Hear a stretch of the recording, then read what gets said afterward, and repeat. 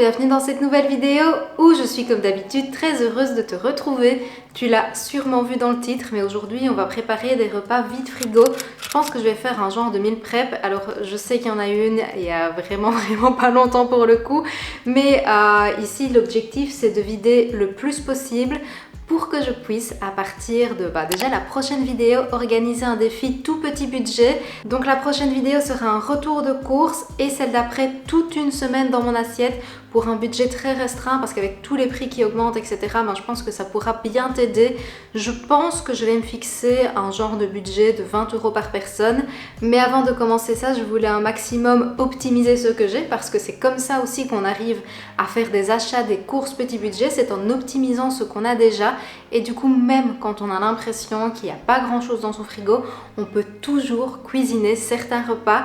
Ici, j'ai vraiment envie de donner des petites idées, en fait, des choses faciles à faire lors d'un meal prep par exemple. Alors ça va pas nous faire toute la semaine, mais ça va nous permettre de reculer le jour des courses et ça c'est plutôt pas mal, sachant qu'en plus de ça c'est un geste quand même un petit peu anti-gaspi. J'espère sincèrement que ça te plaira et on va commencer du coup directement. Pour te faire un état des lieux de ce que j'ai dans le frigo qui fait un bruit de maison hantée quand je l'ouvre. Je vais en profiter pour le nettoyer d'ailleurs, mais en gros il me reste ceci. Alors je sais que pour certaines personnes ça peut paraître un frigo plein, pour d'autres il va être vide. Moi je suis limite, je trouve qu'il y a encore assez pour cuisiner, mais il va être bientôt temps que j'aille faire les courses. C'est pour ça d'ailleurs que je voulais tout éliminer pour faire le meal prep ici et repartir en fait sur un budget course d'une semaine pour vraiment pouvoir te faire le petit challenge. En gros il me reste un demi-yaourt Alpro, de la compote qui est aussi à la moitié, des petites crèmes dessert au chocolat. Ça, ce sont des crèmes de soja que j'achète sur le site de Casidomi parce qu'elles sont vraiment moins chères par là. Le tofu de Koro, normalement il se met pas au frigo, mais voilà, moi comme ça quand je l'ouvre, je sais que je l'ai. Ça c'est un tout petit peu de fromage végétal qu'il me reste. De la sauce tomate que j'ai encore aussi ici, un petit fond. Cornichons, ça ce sont des raviolis vegan. Pareil que j'avais pris sur le site de Casidomi, je les ai pas encore testés, mais ils avaient une bonne compo et il y avait quand même pas mal de grammes de protéines par rapport à ce type de produit. Hier, j'ai juste été acheter 2 poireaux et une courgette pour pouvoir quand même cuisiner quelque chose de relativement équilibré aujourd'hui dans le meal prep. J'ai encore une canne de pêche, je pense, au jus. 4 malheureuses carottes, elles sont toutes petites. Une pomme, 4 kiwis, un citron. Ça, ce sont des graines de chanvre. Et là, je mets de la mangue et des dattes. Moi, j'aime bien quand c'est assez dur sous la dent, tu vois, quand il y a de la mâche. Donc, je les mets au frigo. Et ici, il y a encore des pommes de terre, des oignons. Ça, c'est un cool pack. Et dans la porte, en gros, il me reste toutes les sauces, les condiments, le jus de citron. Là, c'est des confitures et comme je t'ai dit, le petit fond de sauce tomate. Et là, 2 petites briques de lait végétal, c'est tous les deux du lait d'avoine, du sirop d'érable et de l'eau. Et dans le congélateur, j'ai encore des épinards. Ça, ce sont des croquettes de pommes de terre, des myrtilles, un mélange de fruits exotiques surgelés, des fraises, des framboises. Ça, c'est du fruit de la passion. Encore des petits raviolis vegan et quelques glaçons, voilà, mais ça pareil, je vais essayer de tout éliminer parce que je voudrais bien le dégivrer. Il commence à y avoir pas mal de givre dans ce congèle. Pour l'organisation de cette vidéo, je te propose qu'on commence par les recettes sucrées et ensuite on enchaînera sur les salées. J'ai d'abord réalisé des pancakes à tout petit budget en utilisant 250 g de farine. Moi j'ai utilisé un petit peu tous les fonds que j'avais dans mes placards, donc blé, sarrasin et amandes. Celle-ci d'ailleurs permet de rajouter un petit peu de protéines en plus. Du lait végétal coupé avec de l'eau, ça permet de diminuer la quantité de ceci et aussi de réduire le budget. Du sucre vanillé, un petit peu de poudre levante et pour l'activer, autre petite astuce, du jus de citron. L'acidité va permettre d'avoir une pâte bien aérée, tu le vois d'ailleurs avec les petites bulles. Dans une poêle, je fais fondre un petit peu d'huile de coco. C'est important d'attendre environ 10 minutes, le temps que la pâte prenne bien avant de former tes pancakes. Je les laisse cuire environ 2-3 minutes de chaque face et on en obtient 10-12. Ça nous fera de bons petits déjeuners ultra gourmands. Moi, je les ai accompagnés à chaque fois d'un topping différent, du beurre de cacahuète, du beurre d'amande. Il me restait des kiwis dans le frigo si tu te rappelles, donc ça me permettait de bien savourer ce petit déjeuner. Ou même avec la canne de pêche au sirop qui m'a permis de faire un bon petit déjeuner gourmand avec un tout petit peu de beurre d'amande. Pour la deuxième recette, je te propose qu'on réalise des energy balls mais sans utiliser le blender ni des dattes. Pour ça, j'ai pris des flocons d'avoine ainsi que des flocons de soja qui vont ajouter un petit peu de protéines. C'est optionnel, tu peux mettre la même quantité de flocons d'avoine. Pour la gourmandise, j'ai utilisé des noisettes et du cacao, mais clairement tu utilises ce que tu as et ce que tu veux. Pour lier toute la préparation, du coup, le fond de ma compote de pommes, 2 cuillères à café de beurre de cacahuète, ça reste un indispensable chez moi.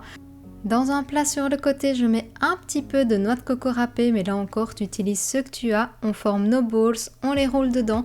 Ça permettra en fait après qu'elles ne soient pas trop collantes sur les doigts. Et avec cette recette, j'ai réussi à en faire une douzaine. Mais comme tu le vois, elles sont énormes, donc si tu les fais un petit peu plus petites, je suis certaine que tu en auras plus. Cette recette se conserve très bien dans une boîte hermétique au frigo jusqu'à 2 semaines, donc n'hésite pas à en faire un certain nombre pour régaler toute ta famille.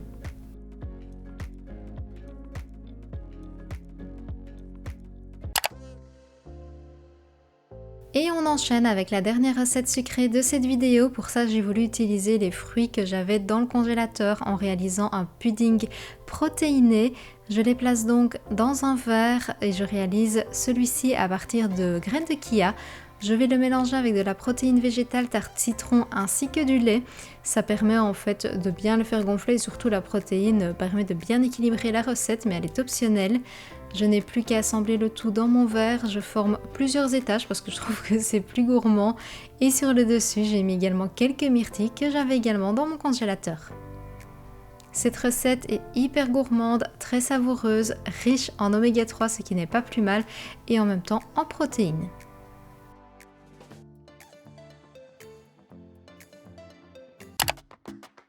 Pour la quatrième recette, je te propose un basique. Pour moi, quand c'est une opération vide frigo, c'est de faire une soupe.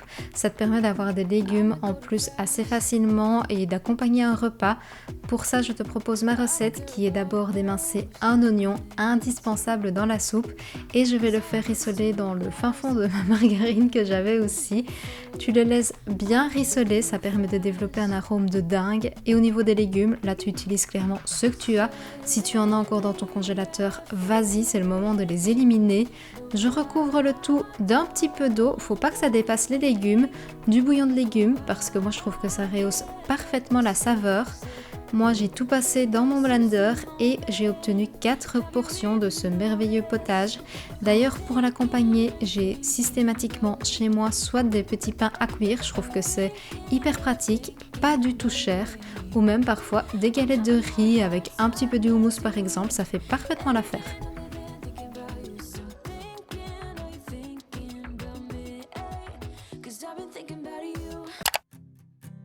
Et pour la cinquième recette, j'ai réalisé un tofu à l'asiatique. J'ai encore pris un oignon que j'ai émincé. Je l'ai fait rissoler dans un petit peu d'huile d'olive. J'ai pris un bloc de tofu nature que j'ai coupé en tout petits cubes. Mais là, tu fais vraiment comme tu veux. Je laisse rissoler le tout et je rajoute un petit peu de sauce soja, de sirop d'érable. Au niveau des épices, de l'ail, du gingembre et du poivre. C'est important de laisser bien cuire le tout pour que le tofu absorbe toute la saveur. Sur le côté, j'ai fait cuire du riz dans 2 fois son volume d'eau et j'ai obtenu ce plat qui nous a fait quand même 3 repas, ce qui est très bien, comme ça mon compagnon a pu emmener sa lunchbox sur son lieu de travail. J'ai également réalisé un houmous, ça je n'ai pas filmé la recette vu que je l'ai partagé il y a vraiment pas longtemps sur YouTube, mais vraiment je trouve qu'avec des restes de frigo, on s'en sort pas si mal au niveau de ce meal prep.